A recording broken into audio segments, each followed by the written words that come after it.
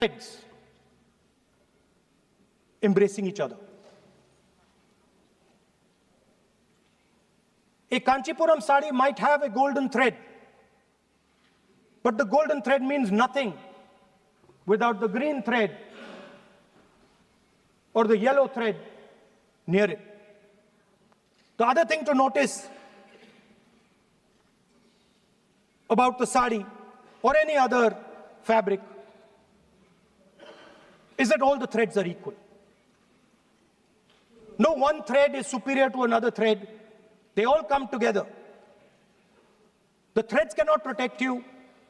The threads cannot keep you warm. But when they come together as a fabric, they can keep you warm, they can protect you, they can express what you have in the heart. Speaker, sir, in the same way, our nation is also a fabric. It's a fabric made up of 1.4 billion people, and the fabric is woven together by the vote. Let me repeat it. It is a fabric of 1.5 billion people, and it is woven together by the vote. Everything that we see,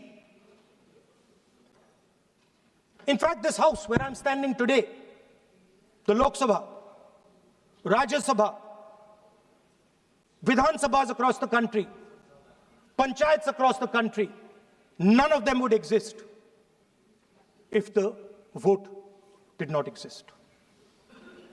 We talk with great pride about HAL, BHEL, ONGC, Tejas, Chandrayaan. We have a list of things we say. Not one of those would exist without the vote.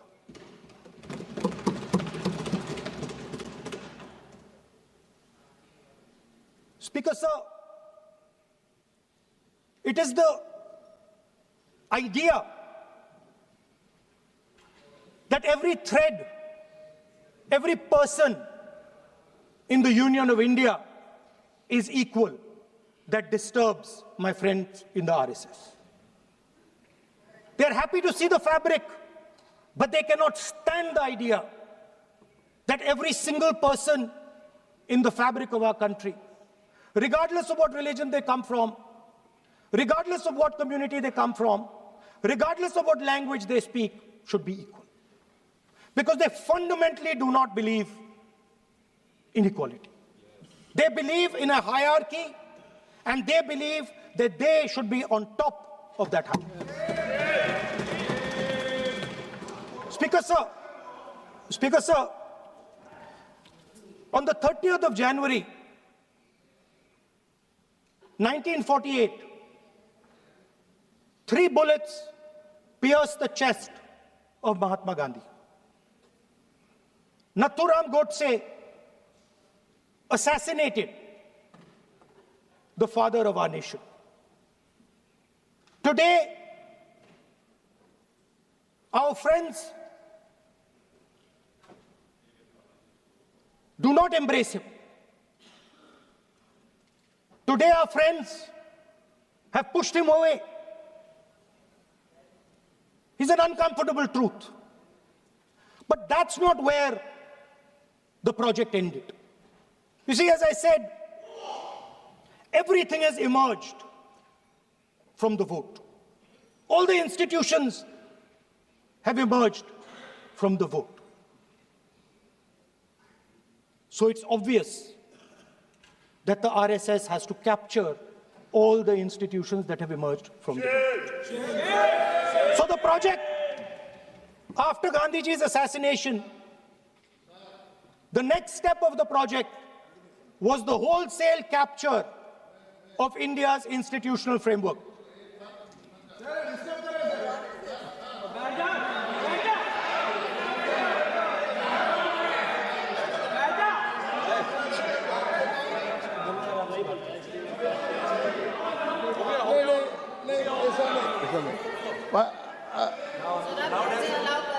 So what is this, sir? Sir sir अभी नहीं पहना हुआ आज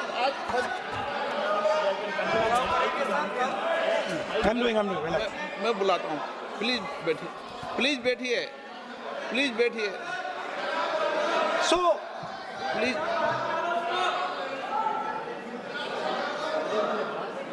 sir, आप बोले पर हाथ मत जोड़े।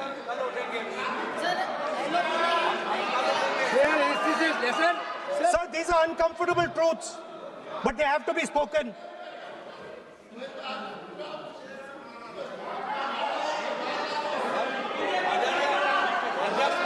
कितना खाती पैसे थोड़ा बता दे। So these are uncomfortable truths, but they have to be spoken. My friends don't like the connections I'm making. They're disturbed by them. It's obvious. Speaker, sir, so after the father of the nation was assassinated, his vision of an equal India, of an India where institutions belong to the people, had to be destroyed. And so the process started, and the RSS attempted to capture one institution after the other. And I will give some examples so that it is crystal clear that this is the case. Everybody knows how vice chancellors are placed on top of Indian universities today. Every single person knows this. You go to any university, you speak to any youngster in India, he will tell you that it does not matter whether the professor has qualifications. It does not matter whether the professor has a scientific temperament. The only thing that matters is the professor belongs. माननीय सदस्य एक minute माननीय सदस्य चुनाव सुधारों पर चर्चा हो रही है। सर ये मैं उसी पे कर रहा हूँ सर। आप किसी भी संगठन का नाम जो इस हाउस में उसका नाम ले LOP है तो इसका मतलब ये नहीं है। LOP का मतलब नहीं, आप जनरल बात बोलो। आप राष्ट्रपति भाषण में बोलिए जनरल बात। सर हम लोग सुनना चाहते हैं। सर स्पीकर सर हम लोग सुनेंगे शांति से। हम लोग शांति से सुनना चाहते हैं और ये आप लोग सुनिए ना क्या कहना चाहते हैं। धमकी देंगे आप? हम लोग सुनने के लिए बैठा है। अभी तक नेता प्रतिपक्ष एक शब्द चुनाव सुधार पे अभी तक आया ही नहीं है। संसदीय कार्य मंत्री बोल रहे हैं। मैं स्पीकर का परमिशन से ही बोल रहा हूँ। हम सुनने के लिए बैठे हैं। अरे हम सुनने के लिए बैठे हैं। नेता प्रतिपक्ष चुनाव सुधार के लिए जो सुझाव देंगे सुनने के लिए तो हम बैठे हैं, लेकिन चुनाव सुधार को नहीं बोलते हुए कहा जो इस सदन से कोई वास्ता नहीं, जो संगठन उसका कहानी किसी और का बोलना ये कोई उचित नहीं है। समय बहुमूल्य है, समय का मर्यादा भी है। सबका सब यहाँ सुनने के लिए बैठे हैं और ये समय बहुत कीमती है, इसलिए हर एक पल अच्छा शब्दों का कोई अच्छा ज्ञान दे, सुझाव दे, सुनने के लिए हम लोग बैठे हैं। मेरा एक सीमित अनुरोध है नेता प्रतिपक्ष से, आप विषय पर ही रहिए। हम लोग सब बैठे हैं, गृह मंत्री जी भी सुनने के लिए बैठे हैं, लेकिन आप विषय पर नहीं बोलेंगे तो जो विषय तय किया गया है उसका क्या मतलब है। अगर चुनाव सुधार पर ही नहीं बोलेंगे तो फिर इतना समय सबका क्यों बर्बाद करना चाहते हैं नेता प्रतिपक्ष। Should I leave? Then you speak. Should I leave? You speak then. You speak. What is it? You are parliamentary affairs minister. You are a parliamentary affairs minister. You are disturbing LOP. How can it be? You are a parliamentary affairs minister. You are disturbing LOP. Subject में नहीं आपका LOP। आपका LOP subject में नहीं है। ये विषय कर रहे हैं। The discussion. One second. The discussion is about the vote and electoral. The discussion is about the vote. एक मिनट सर मुझे बोलने दीजिए।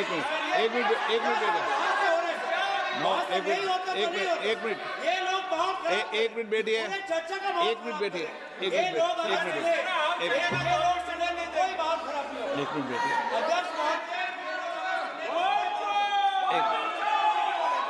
एक मिनट बैठिए, एक मिनट। माननीय सदस्य में बैठे बैठे अनऑफिशियली बोल रहे हैं, उस विषय बोल रहे हैं। सदन की गरिमा को बनाए रखें, आसन को चुनौती देने का प्रयास मत करिए, ये ठीक नहीं है। Speaker sir, I want to make it very clear. Please. Speaker sir, I want to make it very clear. The discussion is about votes. The discussion is about the stealing of votes. The discussion is about the SIR, and I am framing my discussion about votes. Yes. And what is happening here is patently unfair. I am not being allowed to speak. I am being disturbed, and I put my protest here. I have done absolutely nothing wrong. I am talking about the subject. In order to capture the vote, you have to capture institutions. I am saying that institutions of India are captured, and I will come to the point, which is Election Commission is captured. So, the project of the RSS was to capture the institutional framework of the country, and I said how the education system has been captured. Vice Chancellor after Vice Chancellor after Vice Chancellor is placed not on merit, not on capability, not on scientific temper, but on the fact that he belongs to a particular organization. Second capture, which helps in destroying democracy, the capture of the intelligence agencies. We have the Home Minister sitting here, the capture of the CBI, of the ED, of the Income Tax Department. And the systematic placement of bureaucrats who favor their ideology and attack the opposition and anybody who chooses to oppose the RSS. That is the second institutional capture. And the third there are many more. I can go on. And the third institutional capture. What is this?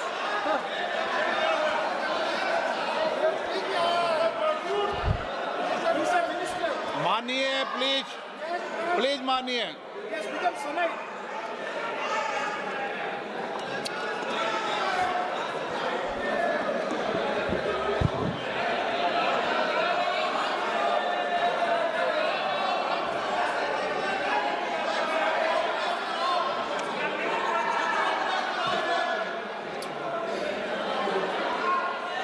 And the third capture of the institution that directly controls the election system of our country, the Election Commission. Now, I'm not saying this without proof. I have put forth adequate proof about how the Election Commission is colluding with those in power to shape the elections.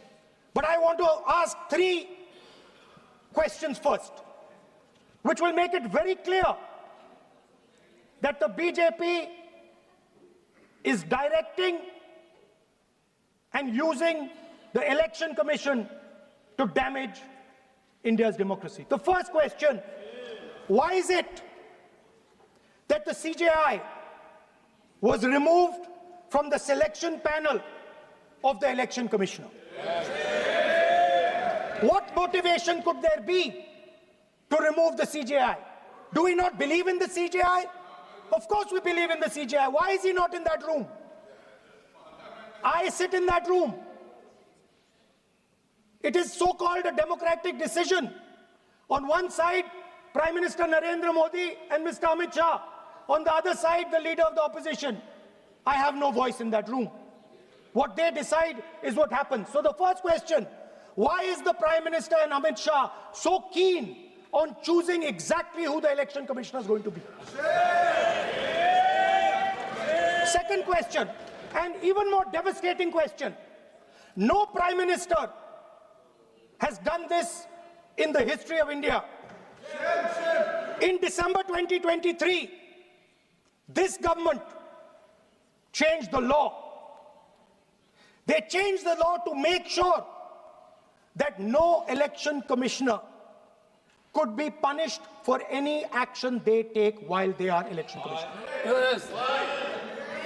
Immunity. Why would the Prime Minister and Home Minister give this gift of immunity to the election commissioner? Why would they need to give this tremendous gift that no Prime Minister has given ever before to the election commissioner? Yes. Mr. Shah is looking into the ceiling. Maybe he will answer this question when he speaks. And finally, why was the law with regards to CCTVs and the data that they contain changed? Why was a law put in place that allows the Election Commission to destroy CCTV footage 45 days after the election? What is the need? The answer given is it is a question of data. It is not a question of data. It is a question of stealing the election. Now, what is the result of this institutional capture? What is the result of controlling the Chief Election Commissioner and the Election Commission? First of all, we have a set of election campaigns that are tailored for the Prime Minister. 3-month, 4-month, 5-month long campaigns are taking place so that the Prime Minister's schedule can be fitted in to the program. Second,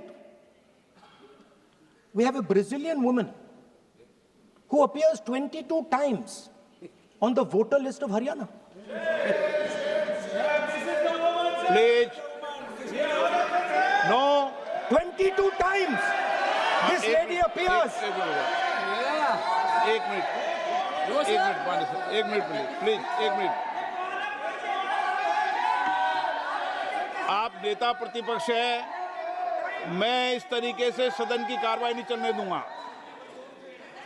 ये सदन है, सदन की गरिमा को बनाए रखें। आप सदन की गरिमा से बोलेंगे तो ठीक, नहीं जैसे सदन नहीं चलेगा। नो, गलत तरीका है आपका, नहीं होगा। आप ले रहिए,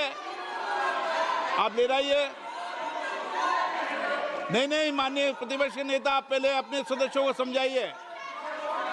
नहीं चलेगा, नहीं, ठीक नहीं है। No,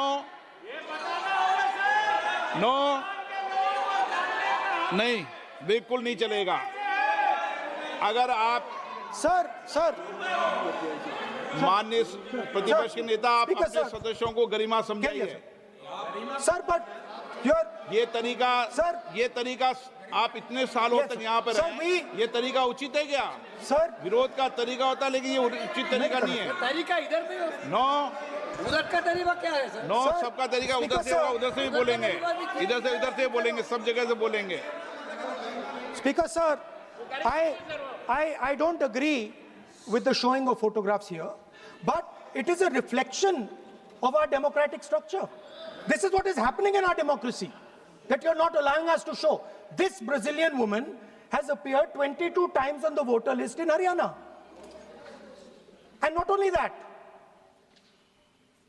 there is one woman whose name has appeared 200 times, more than 200 times in one booth in Haryana.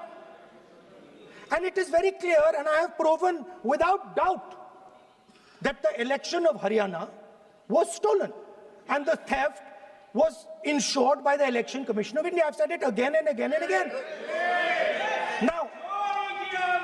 Now, nowhere has the Election Commission answered my questions.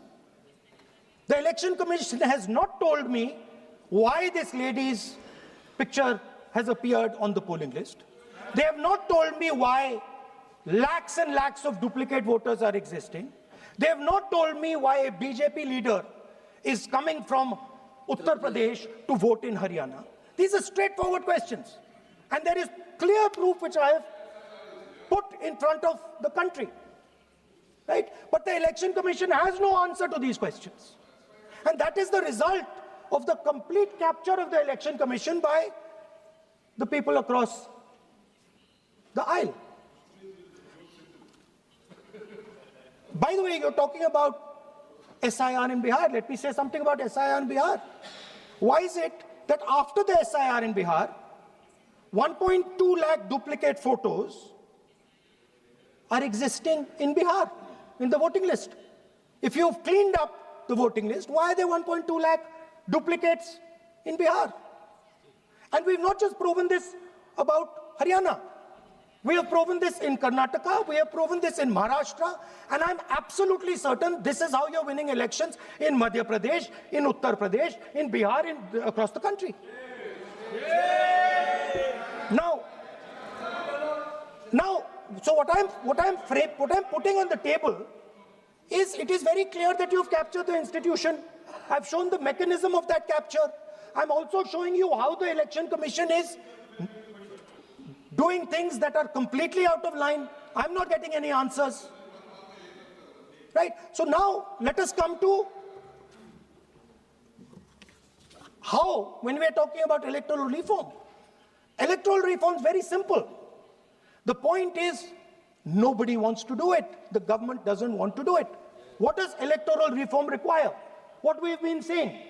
Number one, give machine-readable voter lists to all political parties 1 month before the election. That's the first step. The second step is take back the law that allows the destruction of CCTVs, CCTV footage.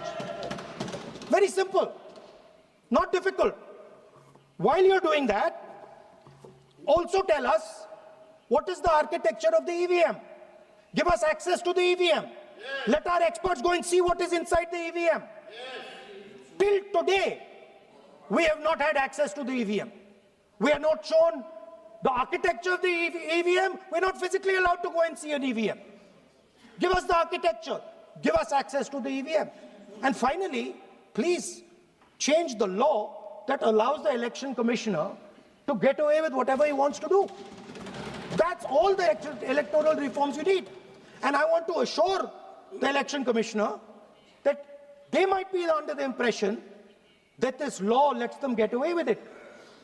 Let me remind them, don't worry, we are going to change the law, and we are going to change it retroactively, and we are going to come and find you. Right? So this is the situation that the country is faced with. You know, everybody says to us, India is the biggest democracy. Actually, I was thinking today, we're not just the biggest democracy, we're the greatest democracy. And I'm not saying it just like that. I'm saying it, America calls itself the oldest democracy. But the democracy that weaves together the largest number of people, the largest diversity of people, the largest number of languages, the largest number of states is this. And so our most powerful asset, the thing that stitches together the entire concept of modern India, stitches together the fabric of modern India, brings people together, allows them to build this great nation, is being attacked by these people. They're destroying it. You know they're destroying it. I know they're destroying it, and they know they're destroying it. And I'd like to conclude by saying that the biggest anti-national act you can do is vote chori. There is no bigger anti-national act that you can do than vote, destroy the idea of India. So I'd like to conclude by saying vote chori is an anti-national act, and those across the aisle are doing an anti-national act. Thank you.